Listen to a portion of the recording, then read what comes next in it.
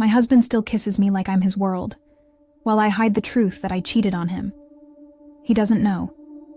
I still sleep beside him, raise our kids, smile through family dinners, all while drowning in guilt. I didn't stop loving him. I realized how much I did after I betrayed him. And now I live every day praying he never finds out. It's the way his eyes soften when I walk into a room. The way he absent-mindedly reaches for my hand while we're watching TV. The way he smiles when I laugh, as if my happiness is still the most important thing in the world to him, even after all these years.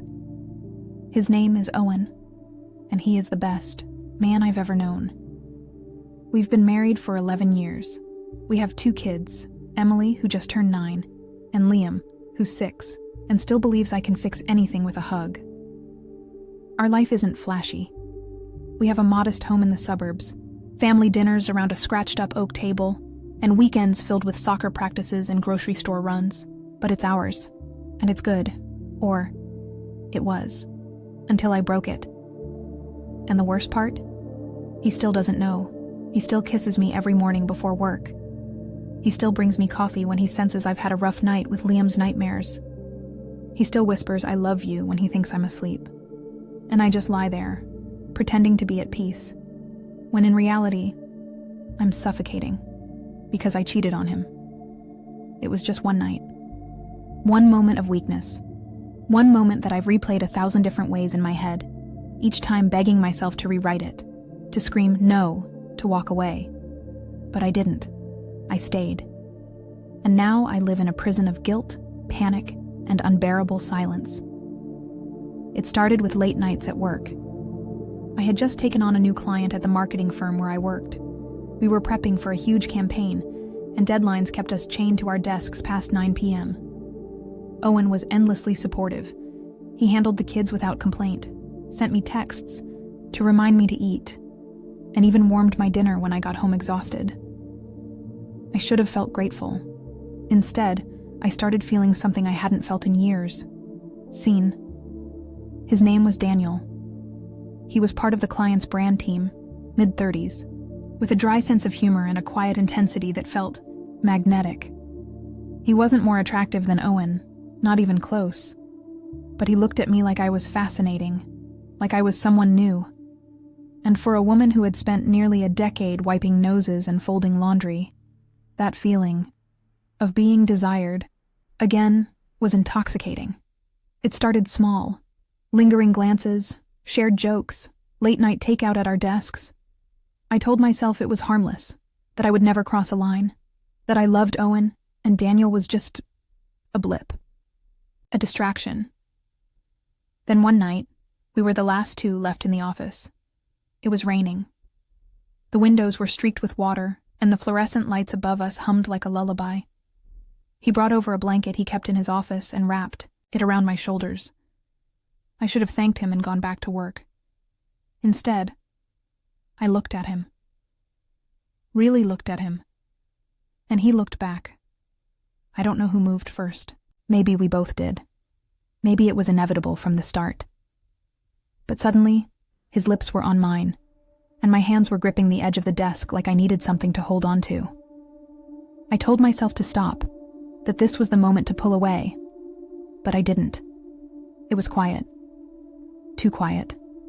The kind of silence that should have screamed wrong, but all I heard was the pounding of my own heartbeat. His hands were gentle, his touch careful, as if he knew this wasn't something I did often. He asked silently, with his eyes, and I answered, with my body. It wasn't passionate. It wasn't wild. It was slow, drawn out, aching. And I hated myself for every second of it. Even as I breathed heavier, even as I clutched at his shirt, even as my lips brushed his skin, I hated myself. Because with every movement, I thought of Owen, of his laugh, his hands, the way he smelled after a long day, the way he played guitar for the kids in the living room every Sunday afternoon. The man I had built a life with. The man who loved me when I was tired, bloated, sick, scared, overwhelmed, who loved me without conditions. And here I was, tearing it apart for nothing. Afterward, I sat in the office bathroom for nearly half an hour staring at my reflection. I didn't cry. I just stared. I looked the same. But something had changed. Something I would never get back. Daniel didn't try to talk about it. He knew. He knew I was married. The next day, he barely made eye contact. And I was grateful. We never spoke of it again. He got transferred to another project a few weeks later, and that was that. No messages. No lingering tension. It was over. But it wasn't. Not for me. Because I came home that night and kissed my children goodnight. Because I crawled into bed beside my husband and pretended to be the woman he thought I was. Because I buried it. And every day since then, I've been digging a deeper hole. It was a week after that night. We had Owen's family over for a casual Sunday lunch. The kids were running around the backyard. Owen's parents were chatting in the living room. And I was doing my best to keep everything running smoothly, even though my chest felt like it was about to cave in. Halfway through the meal, Owen quietly stood up, smiled at me, and said, "I just want to say thank you for always being the glue that holds this family together." Then, without any fanfare, he reached across the table and gently squeezed my hand. His eyes met mine, full of warmth and love. The room fell silent for a moment before the conversation picked back up, but I couldn't breathe.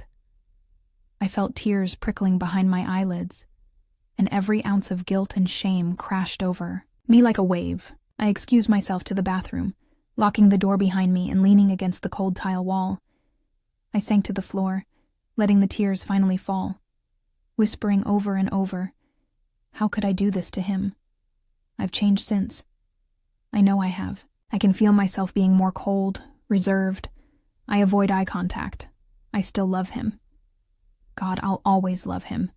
Truth is, I'm scared. I'm scared when his eyes meet mine. He'll figure out the guilt. What I did to him. To our family." Owen still hasn't noticed. Or maybe he has and chooses not to see it. He still brings me flowers for no reason. Still lets me sleep in on Sundays while he makes pancakes with the kids.